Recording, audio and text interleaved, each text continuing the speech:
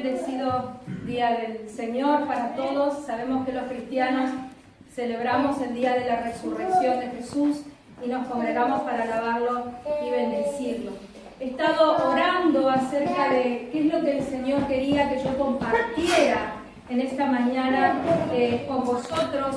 Y lo cierto es que Dios me ha confirmado algo que venía diciéndome repetitivamente a lo largo de estas 2 semanas en que se ha gestado todo esto y en que nos estamos congregando aquí. Ha puesto 2 textos en mi mente continuamente. El domingo pasado yo compartí, cuando di el testimonio, compartí un texto que me había dado el Señor. ¿Alguien se acuerda de ese texto? ¿Qué fue lo que me dijo el Señor? No, yo no estaba. No estaba. Bueno, les recuerdo, era el texto de Isaías 66, 7 al 9, que es una profecía que decía que una nación nacería en un solo día. ¿Se acuerdan ahora? Sí. Que una nación nacería en un solo día. Y habíamos dicho que eso fue una profecía acerca de Israel, pero que yo la tomaba también para esta iglesia, porque esta iglesia realmente nació en un día. O sea que yo lo tomaba como confirmación de parte de Dios de que estábamos en el camino correcto. Pero además el Señor traía a mi mente salida del pueblo de Egipto.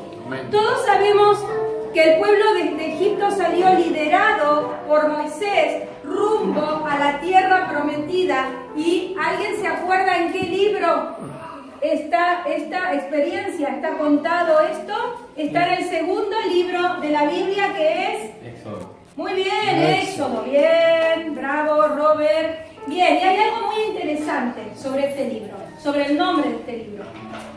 Resulta que Éxodo viene del griego éxodos, ¿vale? Que significa salida, ¿vale? Significa salida. Pero en el hebreo original, en el cual fue escrito este libro, realmente no se llamó así. Había un rey en Egipto, ya no era la época de los faraones, sino que el imperio griego había tomado dominio de todo lo que era el mundo conocido en ese entonces. Entonces Egipto ya estaba bajo dominio griego y este rey Ptolomeo dijo: a ver, estos judíos que tienen un Dios tan poderoso y que tienen estos libros tan maravillosos escritos en su idioma y nadie nos enteramos, ¿por qué no traducimos todos estos escritos hebreos, los traducimos al griego koiné, que es el idioma universal? En ese momento era como el inglés ahora. Entonces mandó a llamar al sumo sacerdote de Jerusalén y le dijo: mira, que he tenido esta idea, ¿qué te parece? Y le dijo: muy bien, pues entonces te voy a mandar 70 sabios descendientes de las 12 tribus de Israel que van a traducir esos textos hebreos al griego koiné. Y allá marcharon los 70 y por eso esa versión tan antigua de la Biblia se llama Septuaginta o versión de los 70. Y esa era la Biblia con la que contaba Jesús. Porque eso se tradujo 240 y pico de años antes de Cristo para todos los judíos de la dispersión que ya no hablaban hebreo, hablaban griego. Entonces se tradujo para que todos pudieran tener acceso a la palabra de Dios y la iglesia primitiva usaba esa versión. Entonces estos 70 sabios decidieron usar el término éxodos o salida para darle nombre a este libro. Pero ¿saben cómo se llamaba realmente en hebreo? Se llamó Yemot. ¿Y saben qué significa Yemot? Significa nombres. O sea que nos encontramos con que el libro de Éxodo era el libro de los nombres. Era el libro de los nombres. Y si lo vemos en Éxodo capítulo 1, versículo 1, dice así: estos son los nombres de los hijos de Israel que entraron en Egipto con Jacob. Cada uno entró con su familia y enumera los 11 nombres de los jefes de las 11 tribus que entraron a Israel, no 12 porque José ya estaba. ¿Se acuerdan? José ya estaba en Egipto, entonces los descendientes de Jacob, 11 tribus, entran en Israel y Dios apunta nombre por nombre, hace un listado de los nombres de que entran a Egipto. Pero no obstante, luego el libro nos cuenta toda la historia de la cautividad del pueblo en Egipto, cómo surge Moisés, cómo se levanta como caudillo y libertador, y luego nos cuenta la salida de Egipto y cómo Dios de un pueblo esclavo, de un pueblo que no sabía más nada que hacer ladrillos para Egipto y trabajar para el faraón, levanta un pueblo guerrero, un pueblo poderoso, una nación que conquistaría reinos y pasaría a poseer todos los territorios que por milenios habían estado habitados y dominados por pueblos paganos que no conocían al verdadero Dios y que adoraban dioses paganos. Entonces ya tenemos el contexto de lo que vamos a ver, ¿vale? Del libro de Éxodo. Quiero aclarar una cosa, para que no me malinterpreten. Hay una corriente judaizante que viene desde el siglo I, de grupos de judíos, que querían judaizar a los cristianos y hacerlos volver al yugo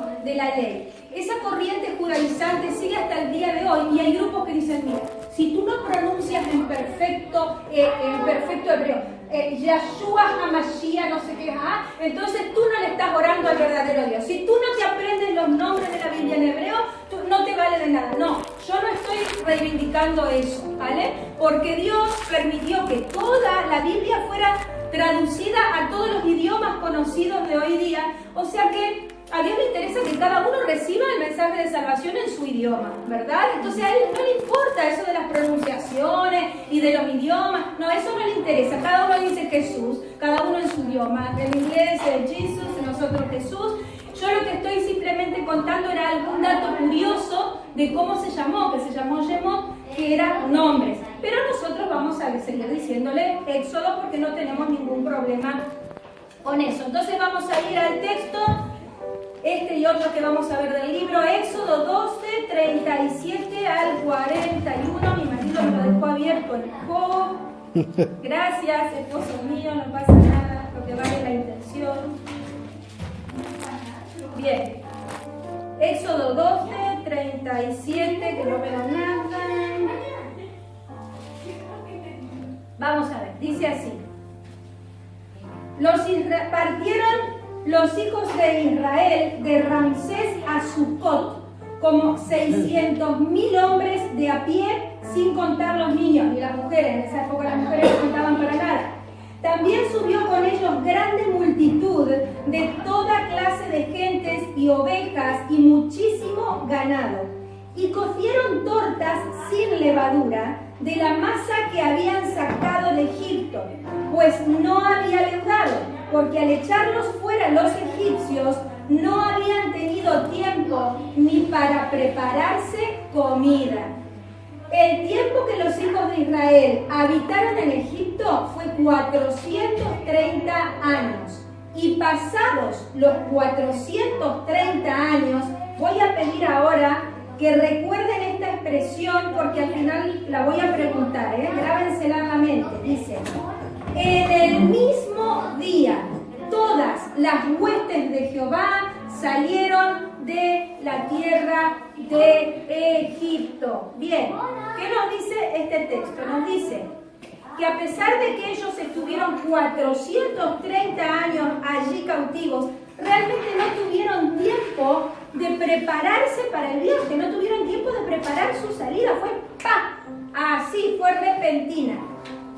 Moisés había sido enviado un montón de veces, quise contarlas y no me dio tiempo, así que si quiere alguien tener de tarea, de ver en la casa. ¿Cuántas veces fue Moisés a hablar con Faraón para convencerlo?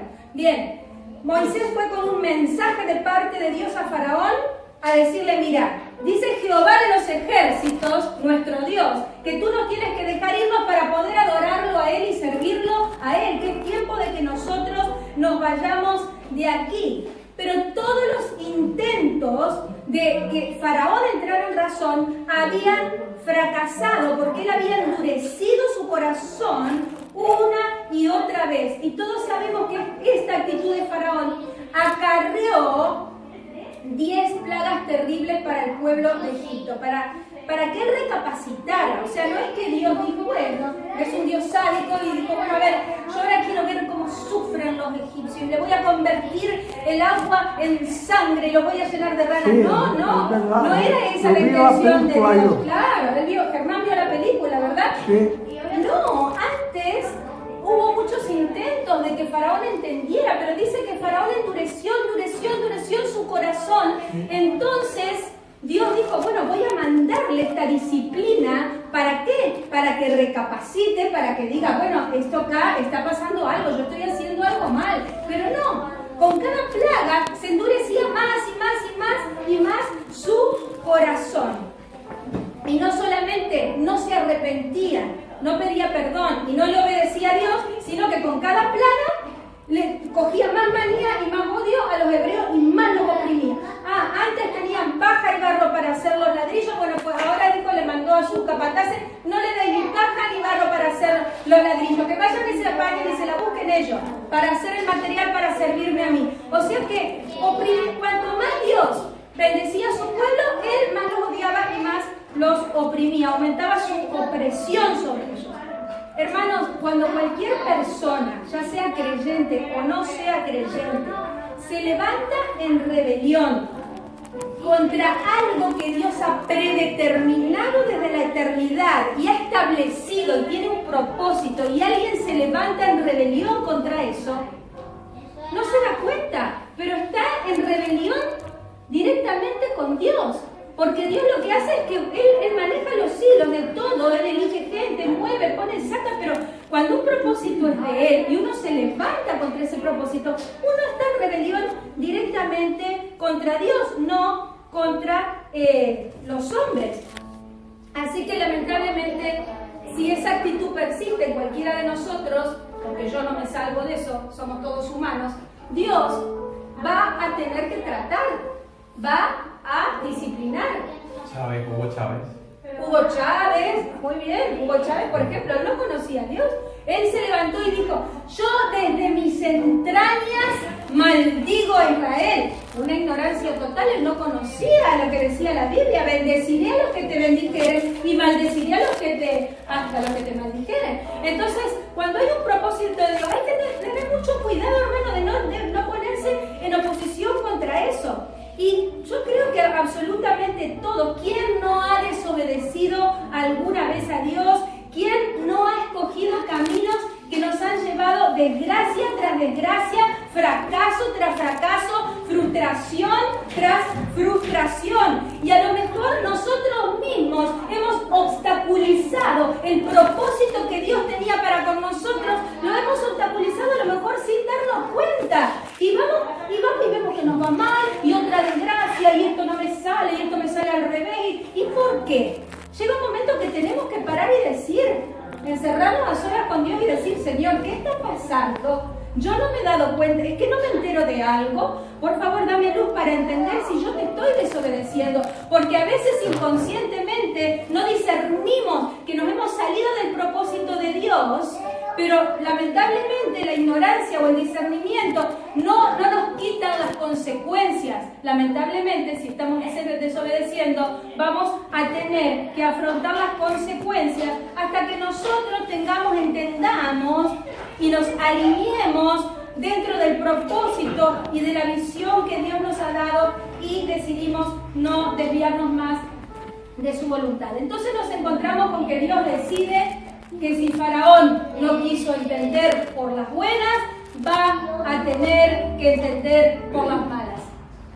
Y la última plaga, hermanos, fue la más terrible, la más dolorosa. Yo, como cristiana y que sé que Dios es bueno, yo cuando la leo me conmuevo de verdad y se me estruja el corazón, porque todos los primogénitos, ya sea de los egipcios, como de los animales, del ganado, de los perros, de los gatos, de todo, de las mascotas, todos tuvieron que pagar las consecuencias y sufrir la obstinación, la perversidad y la testarudez de un solo hombre. O sea que la oposición reiterada a Dios de un solo hombre hizo que toda una nación pagara por eso y tuviera que padecer por esto.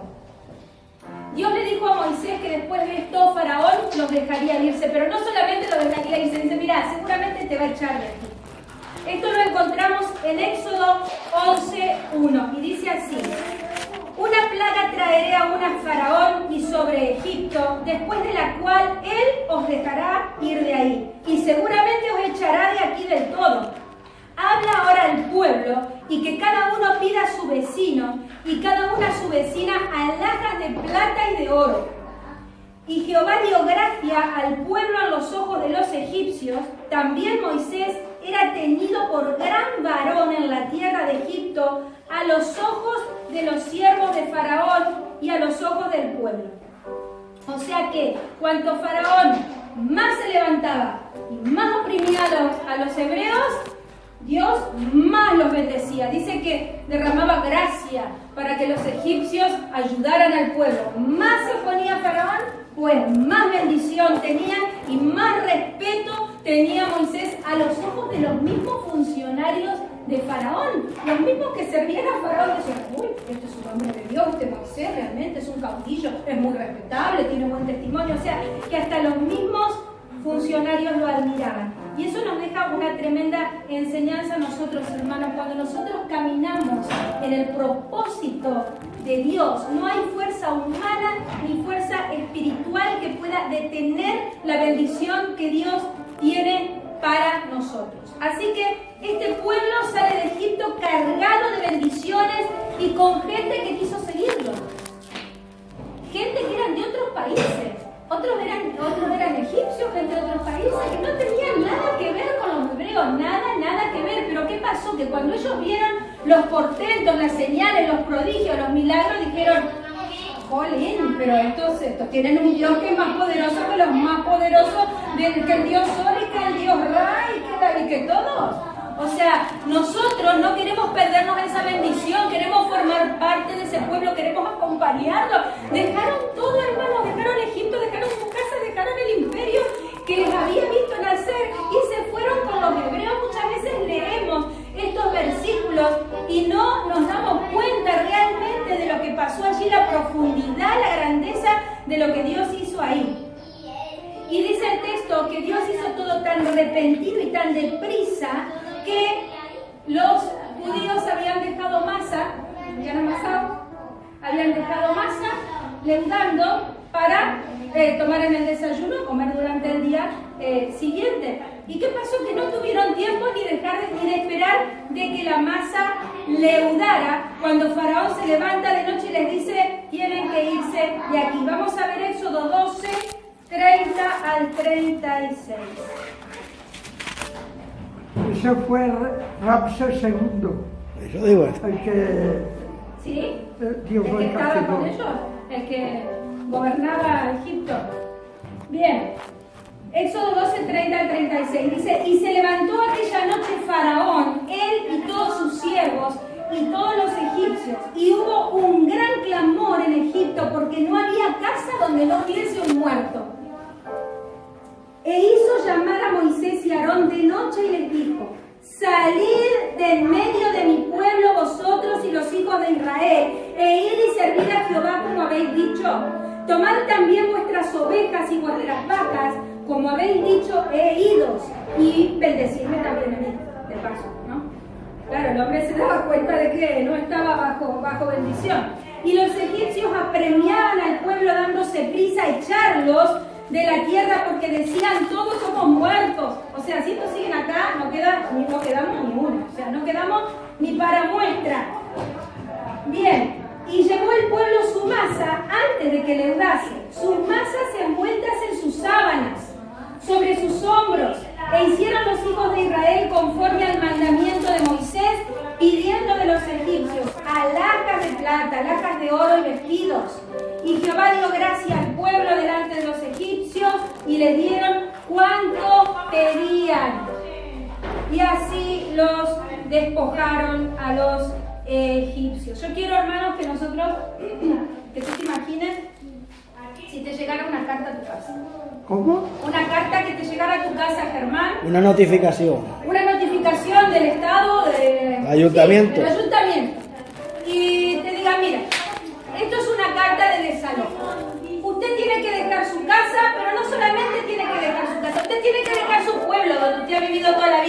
Me deja su casa y me deja su pueblo. Y usted lee, dice, y pone fecha, límite, hoy. Hoy. Hoy. ¿Cómo hoy? Sí, hoy. Pero ¿cómo va a ser hoy si no he desayunado? Da igual, pero si tengo ahí la masa de la pizza que me voy a comer hoy en el almuerzo, no importa, te tienes que ir hoy. ¿Qué hago con todos los muebles? ¿Qué hago con las mascotas? ¿Tengo los críos en el cole? No importa, te tienes que ir hoy. Junta absolutamente todo y sales como puedas hoy mismo. No te doy más tiempo. Imaginaos eso, hermano. Pero no pasa solamente hoy, eso. Eso Sí, pasa hoy. pues sí, cuando desalojan a la gente, lo está Germán, también pasa. Bueno, total, que imaginaos que encima cuando tú estás con ese estrés, porque todavía estás en estado de shock, ¿no?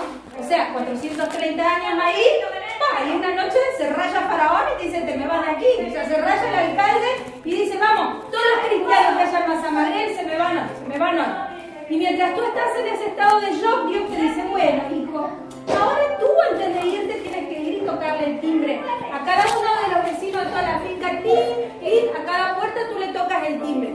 Y dice, buena doña, que mire, me dice Dios que usted me tiene que dar todas sus alhajas de oro, me tiene que dar sus alhajas de plata y me tiene que dar sus vestidos, pero no me vaya a dar los más cutres, me da los mejores, porque Dios me lo dijo. O sea, imaginaos, hermanos, qué locura.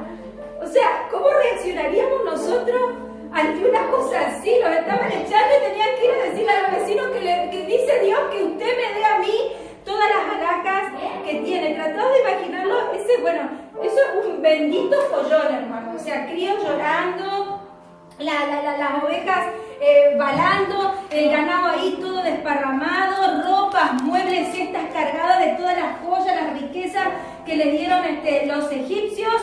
Y toneladas y toneladas de masa cruda, envuelta en sábana y llevando toda la masa del pan que no había leudado, saliendo de Egipto. ¿Y por qué digo toneladas? Porque dice la Biblia, como leí, que salieron de Egipto 600.000 hombres de a pie, sin contar los niños y sin contar las mujeres. Sí. Pero los estudiosos dicen que salieron de Egipto 3 millones de personas. Imaginaos 3 millones de personas que habían amasado la masa por la noche para el pan del día, cargando, yo me imagino, toneladas de masa cruda, vamos, o sea, llena de moca. Bueno, una cosa impresionante. Por eso hasta el día de hoy los judíos celebran su Pascua como. ¿Alguien sabe cómo celebran la Pascua los judíos? ¿Alguien que lo pueda decir?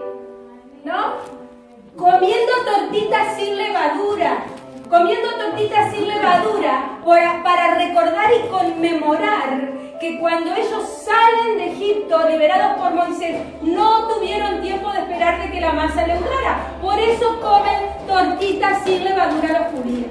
Pero como nosotros no somos judíos, somos cristianos y nuestro pan de vida es Cristo, a nosotros no se nos manda conmemorar la salida de Egipto con tortitas con panes sin levadura. Nosotros, ¿cómo conmemoramos la muerte y resurrección de Cristo? Con esto que hemos hecho hoy, con la Santa Cena, ¿verdad? Si alguien quiere comer pan sin levadura, es libre de hacerlo, pero no es un mandato para los cristianos. Bien, la palabra dice que pasados los 430 años, ejercicio de memoria, yo que no tengo memoria, ustedes sí, ¿qué os había pedido que se acordaran? ¿De qué expresión? Un solo día.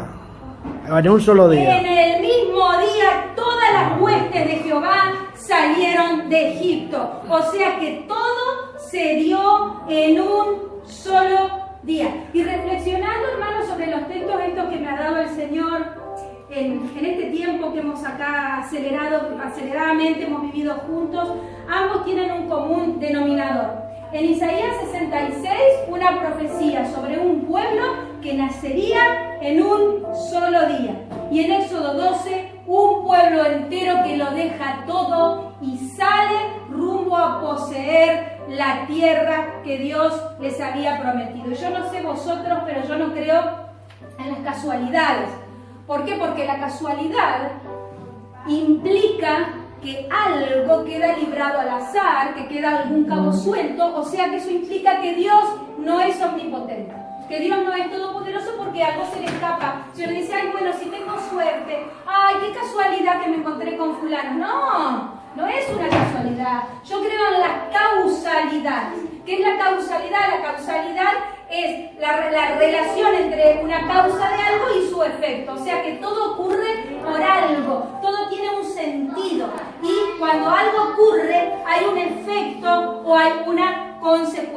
que yo creo, hermanos, que estoy segura de que Dios nos ha estado dando estas palabras, estos versículos, para que nosotros podamos aplicarlo al día de hoy, porque dice la palabra que toda la Escritura es inspirada por Dios y que es útil para enseñar, para redarguir, para instruir al hombre en justicia. O sea que cuando tú abres la Biblia, aunque haya sido para los judíos, aunque haya sido una carta para los hebreos, da igual, porque la palabra de Dios es inspirada por Dios y tiene una aplicación para siempre, tiene una aplicación universal y tiene una aplicación para todos nosotros. ¿Y qué similitudes o cómo lo podríamos aplicar a nosotros, hermanos, hoy? Pues yo veo que nosotros hemos tenido que tomar decisiones drásticas en este tiempo. Hemos tenido que dar pasos totalmente de fe, pasos que podrían haber parecido contra toda lógica humana. Como yo ya os comenté, Dios tuvo que tratar con mi esposo y conmigo para tomar esta decisión, porque no era lógica, porque no estaban nuestros planes, no estaba en nuestra mente. Sé que ha tenido que tratar con el corazón de varios de los hermanos que estaban aquí, porque también fue una sorpresa y también fue algo que nos descolocó. Y tuvimos que tomar una decisión sin tener tiempo de analizar y de pensar cómo íbamos a hacerlo. O sea, vimos que había una necesidad muy urgente que suplir, un paso muy difícil que dar. Pero ¿qué hizo Dios? Dios hizo que cada uno en su casa recibiera la convicción, recibiera la paz, recibiera la tranquilidad de que era el ahora, era el Cairo de Dios, el tiempo de Dios que estaba así señalado con rojo en la agenda del cielo, de que una nueva iglesia iba a nacer en Masa Magreb. Amén. ¿Y por qué, hermanos, iba a nacer una nueva iglesia en Masa Magreb? Pues porque simplemente Dios no tira la toalla como nosotros. Yo he tirado la toalla muchas veces en mi vida y lo reconozco, pero Dios no tira la toalla. Dios no se da por vencido, porque Dios tiene un propósito en este pueblo. Y cuando a Dios en la eternidad, desde la fundación del mundo, ha determinado algo, da igual con qué nombre, da igual con qué gente, pero Él lo va a hacer. ¿Por qué? Porque Dios no quiere que absolutamente ningún pueblo, que ningún barrio, que ninguna familia, que ninguna persona se quede sin luz, que ninguna persona se quede sin testimonio, que ninguna persona se quede sin la posibilidad de poder pasar por la puerta de salvación que es Jesús. Bendecido Día del Señor para todos. Sabemos que los cristianos celebramos el día de la resurrección de Jesús y nos congregamos para alabarlo y bendecirlo. He estado orando acerca de qué es lo que el Señor quería que yo